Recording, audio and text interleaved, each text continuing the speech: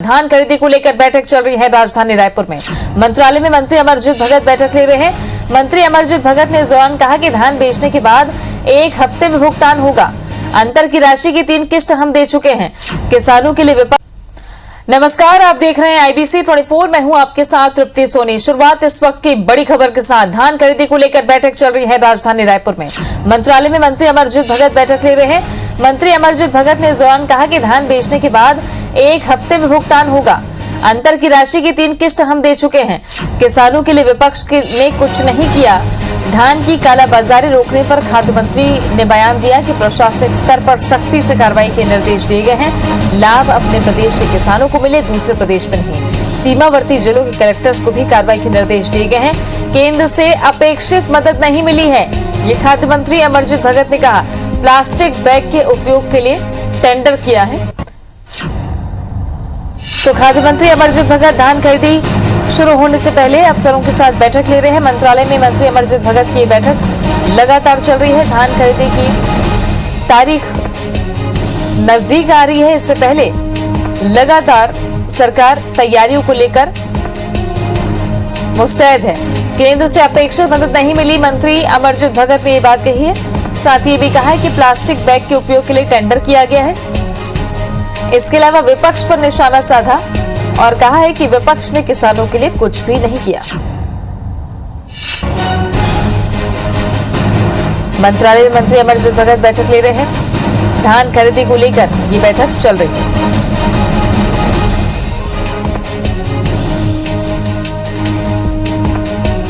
खाद्य मंत्री अमरजीत भगत का ये कहना है कि धान बेचने के 1 हफ्ते के अंदर ही भुगतान किया जा रहा है।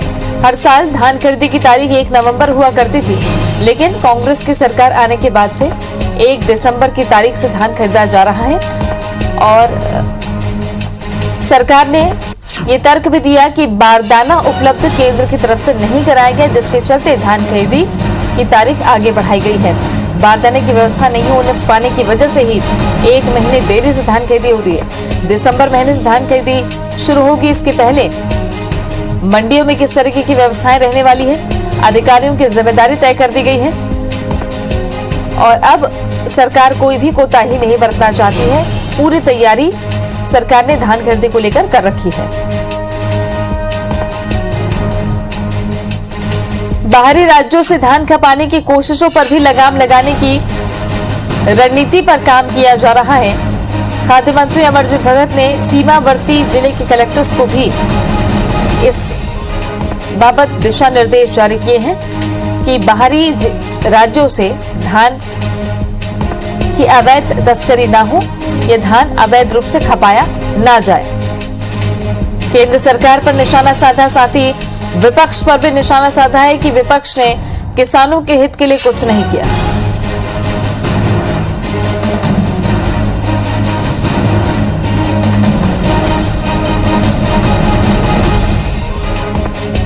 सत्रह नवंबर तक किसानों ने पंजीयन करा लिया है।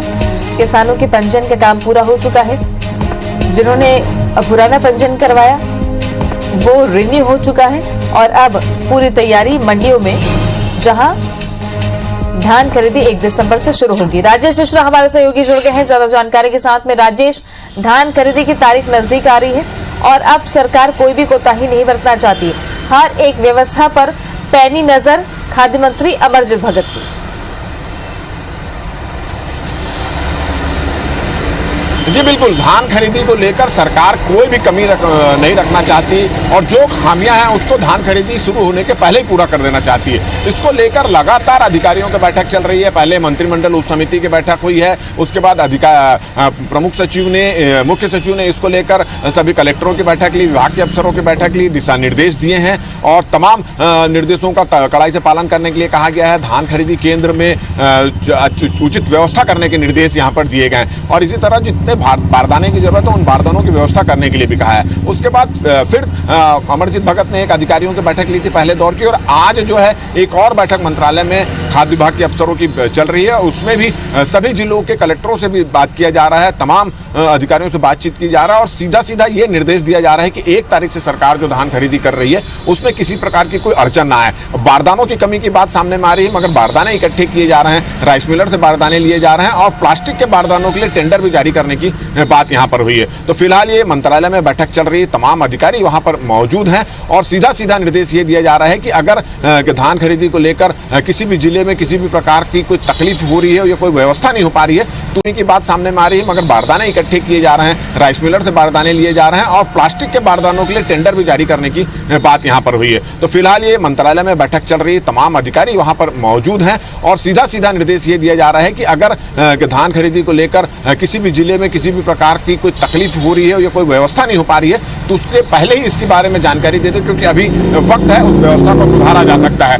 और बारदाने की अगर कहीं व्यवस्था है तो उन बारदानों के लिए भी FCI से बोला जा रहा है, राइस मिलर से मांगा जा रहा है और इसके अलावा और जो भी सोर्सेज हैं उससे बारदाने की व्यवस्था की जा रही है। इसके पहले भी हमारी अमरजीत भगत से बैठक शुरू होने के पहले बातचीत हुई तो उनका ये कहना है कि बारदाने की कमी नहीं होगी, खरीदी होने के पहले बारदाने की पूरी व्यवस्था यहाँ पर कर ली जाएगी।